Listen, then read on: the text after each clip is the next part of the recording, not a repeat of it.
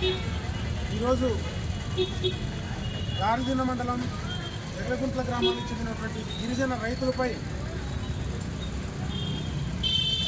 ఇతర వర్గానికి చెందినటువంటి ఆసింపీరా మరియు ఆధారవల్లి అనే వ్యక్తులు దౌర్జన్యంగా వారి భూమిలో పంట పెట్టుకోవడమే కాకుండా మరి రెవెన్యూ అధికారులు ప్రొటెక్షన్ కల్పిస్తూ భూమిలోకి వెళ్ళాలని చెప్పి ఆదేశాలు జారీ చేసిన క్రమంలో మరి ఆ భూమిలో నాటుకున్నటువంటి కంచెను దౌర్జన్యంగా ధ్వంసం చేసిన ఘటనపై గారిదిన్న పోలీస్ స్టేషన్లో కేసు కూడా నమోదైంది.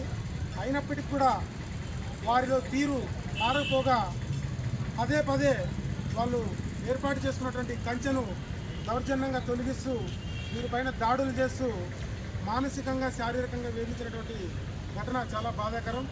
దీనిపైన గారిదిన్న పోలీస్ స్టేషన్లో పలుమార్లు ఫిర్యాదు చేసిన అక్కడ ఉన్నటువంటి ఎస్ఐ గారు కాలయాపన చేస్తూ ఈరోజు రాండి రేపు రాండి అని చెప్పి సమయాన్ని వృధా చేస్తూ గిరిజనులకు తీవ్రమైనటువంటి అన్యాయం చేయడం చాలా బాధాకరం.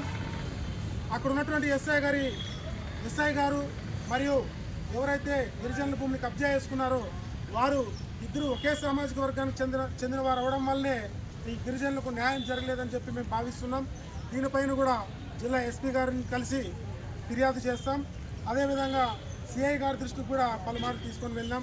కాంప్రమైజ్ చేస్తాం, గిరిజనులు మీ భూమికి అప్పచెప్తామని చెప్పి తెలియజేయడమే తప్ప ఉత్త మాటలతో కాలయాపన చేసి గిరిజనులకు తీవ్రమైన అన్యాయం చేసే క్రమంలో ఈరోజు వీరిని చంపే ఉద్దేశంతో ఈరోజు దాడి చేసి ఈరోజు హాస్పిటల్ పాల్గొనడం జరిగింది. మరి ముందే పోలీస్ అధికారులు చర్యలు తీసుకుంటే ఈ దుస్థితి వచ్చేది కాదని చెప్పి మేము తెలియజేస్తున్నాం. కాబట్టి దీని వెనుక ఎంతమంది ఉన్నా ఎలాంటి వారు ఉన్నా వారందరిపైన చర్యలు తీసుకొని వారి భూమిని గిరిజనులకు సంబంధించినటువంటి భూమిని గిరిజనులకు అప్పచెప్పాలని చెప్పి మేము డిమాండ్ చేస్తున్నాం. లేని పక్షంలో కలెక్టర్ కార్యాలయాన్ని ఎస్పీ కార్యాలయాన్ని ముట్టడించి బాధ్యులపైన చర్యలు తీసుకునే వరకు నిరంతర పోరాటం చేస్తామని చెప్పి తెలియజేస్తున్నాం. జై భీమ్, జై గిరిజన.